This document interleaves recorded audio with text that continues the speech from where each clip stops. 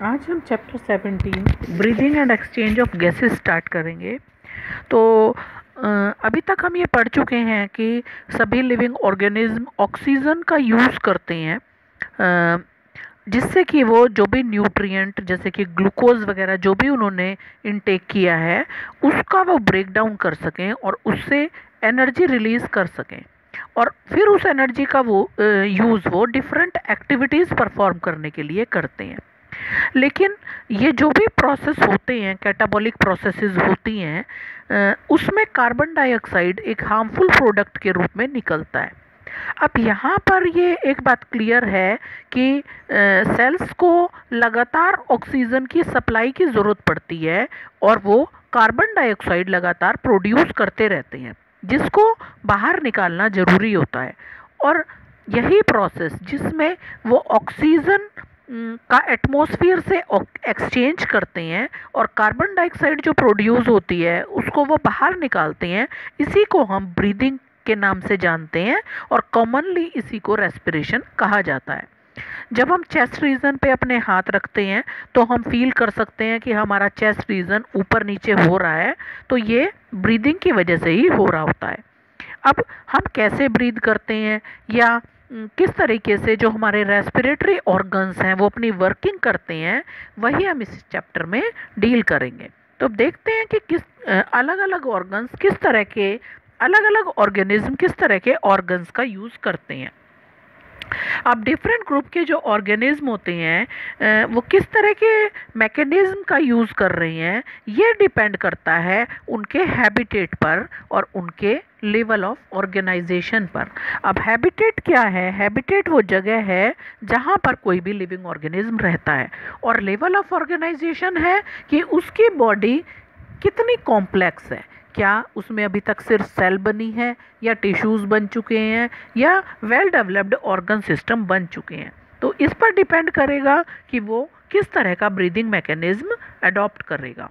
जैसे एग्जाम्पल के लिए जो लोअर इन्वर्टिब्रेट्स होते हैं जैसे स्पंजेस है, सीलियंट्रेट्स हैं, फ्लैटवर्म्स हैं, तो क्योंकि उनका सिंपल बॉडी ऑर्गेनाइजेशन है, सेलुलर लेवल का बॉडी ऑर्गेनाइजेशन इनमें होता है, तो वो क्या करते हैं कि सिंपल डिफ्यूज़न से ही अपनी बॉडी की सरफेस से इन गैसेस का एक्सचेंज कर लेते हैं।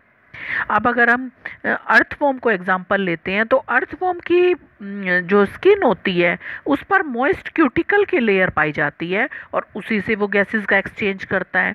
और अगर इंसेक्ट की बात करें तो इंसेक्ट की बॉडी के अंदर पूरी बॉडी के सरफेस पर छोटे छोटे पोर्स पाए जाते हैं जिनको हम स्पाइरेकल्स बोलते हैं, और उन स्पाइरेकल्स से ट्यूब्स का नेटवर्क बना होता है जो पूरी की पूरी बॉडी में डिस्ट्रीब्यूट होता है, जिसको हम ट्रैकियल सिस्टम बोलते हैं। तो इन्हीं ट्रैकियल ट्यूब से पूरी बॉडी में क्या होता है, गैसेस का एक्सचेंज होता है। अब अगर पानी में रहने वाले ऑर्गेनिज्म की बात करें तो वो गिल्स का यूज़ करते हैं, जैसे एक्वेटिक ऑर्थोपोड्स हो गए, मोलस्का हो गए, तो वो किसका यूज़ करते हैं? गिल्स का यूज़ करते हैं। लेकिन अगर ज़मीन में रहने वाले ऑर्गेनिज्म की बात करें तो उनके अंदर वेस्कुलराइज्ड बैग्स पाए जाते हैं जिनको हम लंग्स बोलते हैं, उनका वो यूज़ करते हैं। ठीक है। और एम्फीबियन जो हैं जिसमें कि फ्रॉग आता है, तो वो अगर वो पानी में रहते हैं तो वो गिल्स का यूज़ कर सकते हैं, जैसे कि उनकी जो लार्वल स्टेजेस होती है उसमें वो गिल्स का यूज़ करते हैं, और जब वो एडल्ट हो जाते हैं तब वो अपनी मॉइस्ट स्किन से जो है वो रेस्पिरेशन का प्रोसेस करते हैं। अब मैमल्स के अंदर वेल डेवलप्ड रेस्पिरेटरी सिस्टम पाया जाता है। तो अब हम देखते हैं ह्यूमन रेस्पिरेटरी सिस्टम के अंदर क्या क्या चीज़ें होती हैं। तो ह्यूमन रेस्पिरेटरी सिस्टम की जो शुरुआत होती है वो एक पेयर एक्सटर्नल नोस्ट्रिल से होती है जो लिप्स के ऊपर की तरफ पाए जाते हैं। ठीक है। तो लिप्स के ऊपर की साइड में क्या होता है, दो छेद होते हैं जिनको हम बोलते हैं नोस्ट्रिल्स, और इन ये नोस्ट्रिल लीड करते हैं एक छोटे से चैम्बर में जिसको बोला जाता है नेजल चैम्बर या नेजल कैविटी। अब नेजल कैविटी एक छोटे से चैम्बर में ओपन होती है जिसको हम फेरिक्स बोलते हैं।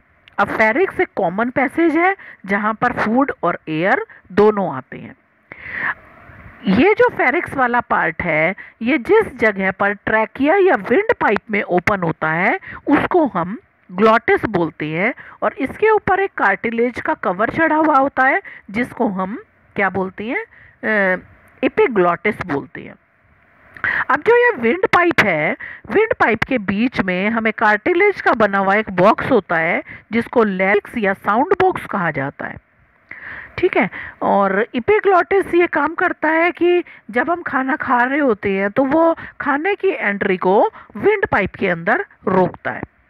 अब ये जो ट्रैकिया या विंड पाइप है, इस डायग्राम में आप देख सकते हैं, इसके अंदर क्या पाई जाती है, सी शेप की बनी हुई कार्टिलेज की बनी हुई रिंग्स होती हैं जो क्या करती हैं, इसको कोलैप्सिंग से बचाती हैं। जब हम सांस ले रहे होते हैं तो उस टाइम पर तो इसके अंदर एयर होती है, लेकिन जब हम सांस नहीं ले रहे, वो जो बीच का टाइम गैप होता है, तो उस टाइम गैप में वो जो पाइप है वो कोलैप्स ना हो जाए, उसको कोलैप्सिंग से बचाने के लिए इसके अंदर क्या पाई जाती हैं, कार्टिलेज की बनी हुई सी शेप की रिंग्स पाई जाती हैं। और जब ये wind pipe mid thoracic cavity में पहुंचता है तो दो पार्ट में डिवाइड हो जाता है, लेफ्ट एंड राइट ब्रोंकाई, जो लेफ्ट और राइट लंग्स के अंदर एंटर करता है। अब लंग्स में जाने के बाद ये फर्दर फिर से डिवाइड हो जाता है जिसको प्राइमरी ब्रोंकाई बोलते हैं। उसके बाद ये फर्दर फिर डिवाइड हो जाता है जिसको सेकेंडरी ब्रोंकाई बोलते हैं, और ये फिर से डिवाइड हो जाता है जिसको टर्शरी ब्रोंक्यूल बोलते हैं। अब टर्शरी ब्रोंक्यूल सीधे से ख़त्म नहीं होता, ये एक छोटे से बैग लाइक स्ट्रक्चर में टर्मिनेट होता है जिसको हम क्या बोलते हैं, एल्वियोलाई। एल्वियोलाई छोटा सा बैग जैसा स्ट्रक्चर है जिसमें रिचली सप्लाइड है ब्लड कैपिलरीज से। ठीक है, तो अब ये जो ब्रांचिंग नेटवर्क है ब्रोंकाई, ब्रोंक्यूल या एल्वियोलाई का, इन्हीं से मिलके क्या बनता है, लंग्स। अब लंग्स का फर्दर स्ट्रक्चर हम आपको नेक्स्ट क्लास में बताएंगे।